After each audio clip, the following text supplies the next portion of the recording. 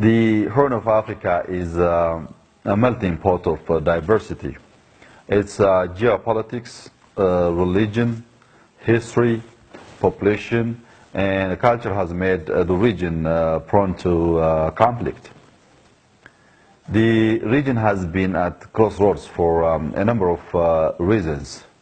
From religious perspective, Christianity and Islam embedded themselves in the region from the earliest days. As well, when we see the issue from resource sharing also comes into play.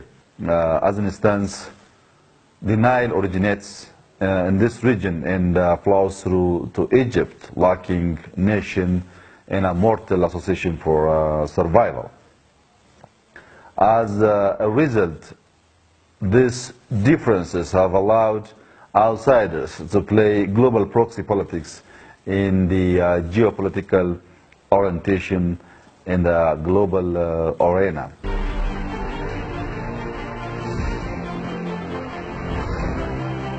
The Horn is like the fragile border of Europe's very fractured southern neighborhood. Its backyard is resided by the Muslim world, including Gulf states, Saudi Arabia, and Iran, who aspire to champion regional hegemony. The recent fallout of Qatar and regional rivalry between Sunni and Shia spilling into the region brought Gulf states, Qatar, Saudi and Iran fighting for influence in the Horn of Africa. Increasing influence from the Gulf has also brought Israel and Turkey onto the passage. Turkey has tried to balance Emirates' influence through trade and security relationships all along the Somali coast, including a military base. The Western world also postulates the region as a periphery where geopolitical interests are contested and setting a playing field of regional rivalries. In the geopolitical view based on American security and Chinese economic interests, Ethiopia and Kenya tend to get much of the attention this day. For instance, maritime trade between Europe and Asia is about 700 billion each year passes through the region. European interests have also increased due to recent migrant crisis and the string of high-profile terrorist incidents. Consequently, funding for the Horn has increased, emphasizing European influence in the region. Well, financially, East Africa's growing economic power has seen heavy investment from India, which is closing in on China as the region's biggest trading partner. We also consider America and Europe as a major partner in trade alongside more specialized interests, such as the Israel involvement, intelligence and security matters, and the Russian arms trade and the security sectors.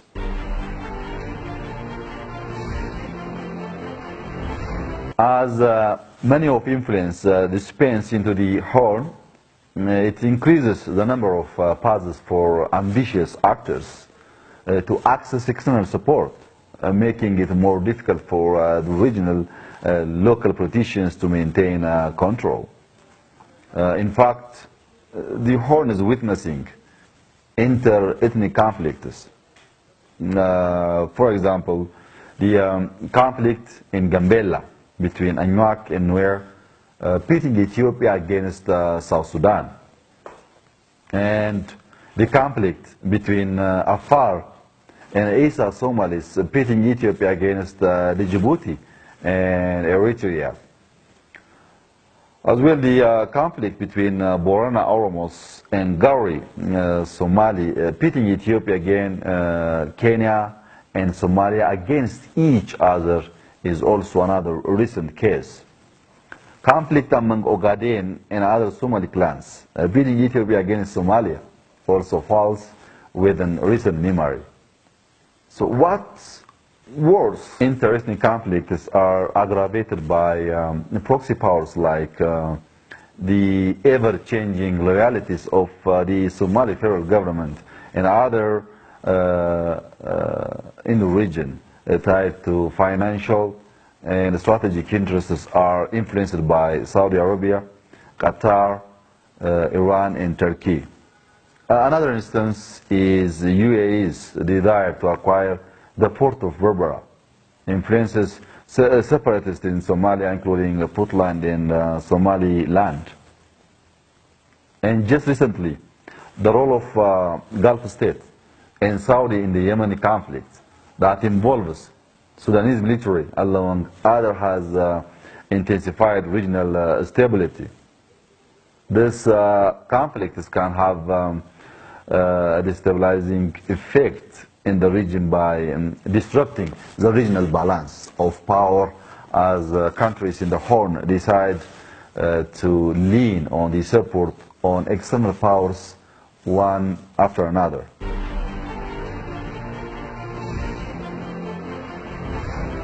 Well, the first one is efforts need to be exerted by states to win over their population through persuasion rather than coercion, and active engagement of people in mega projects.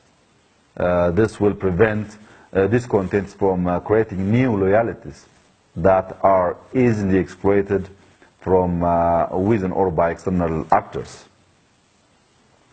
Another action that needs to be overturned is a mix of poor governance, mutual destabilization, and external intervention into a righteous cycle of participatory government, a regional integration that focuses on building a regional economic market, and thus a region that can negotiate on its behalf with the outside world rather than retail its interests to the first buyer.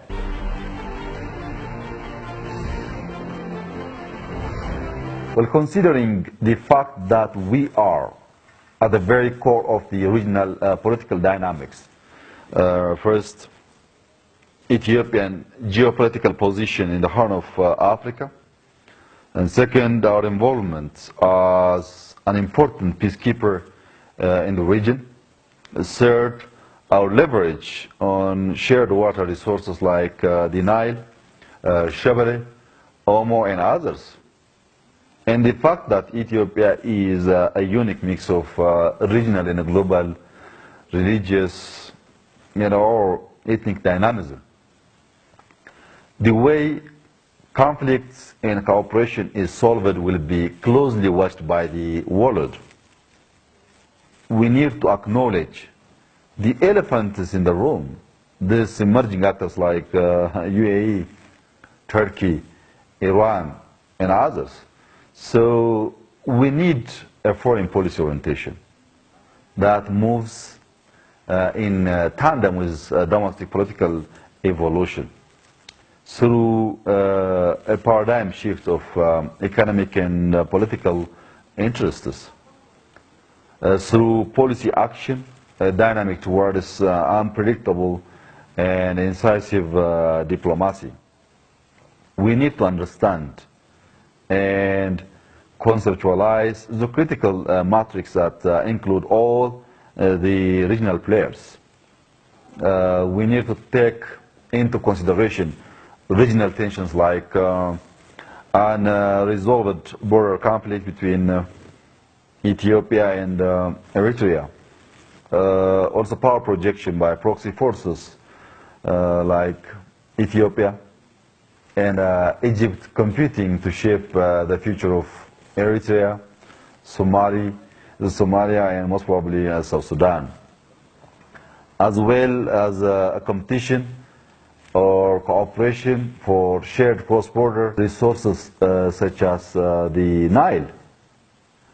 So this policy orientation might give us a base to understand the situation and to take action to resolve all problems. Thank you very much.